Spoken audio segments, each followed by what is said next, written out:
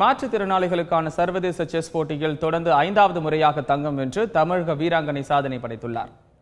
Slovakia நாட்டில் நடைபெற்ற இந்த போட்டியில் திருச்சியை சேர்ந்த ஜெனிட்டா ஆண்டோ 5.5 புள்ளிகளை பெற்று தொடர்ந்து 5வது முறையாக தங்கம் வென்றுள்ளார். தங்கம் வென்று நாடு திரும்பிய ஜெனிட்டாவிற்கு திருச்சி விமான நிலையத்தில் உற்சாக வரவேற்பு அளிக்கப்பட்டது. தங்கம் வென்றது மகிழ்ச்சி அளிப்பதாகவும் தமக்கு நிதியுதவி அளித்த மறைந்த முதலமைச்சர் ஜெயலலிதாவிற்கு நன்றி தெரிவிப்பதாகவும் அவர் குறிப்பிட்டார். போட்டியில் கிட்டத்தட்ட 12 நாடுகளை சேர்ந்த வீரர் வீராங்கனைகள் கலந்துருந்தாங்க. 40 வீரர் வீராங்கனைகள் கலந்துருந்தாங்க. அதில் 9 சுற்றுகளில் 5.5 பாயிண்ட் பெற்று நான் பெண்கள் பிரிவில் முதல் பரிசு வந்திருக்கேன். இது என்னுடைய 5வது தடவையாக நான் உலக போட்டியில் முதல் பரிசு வர்றது.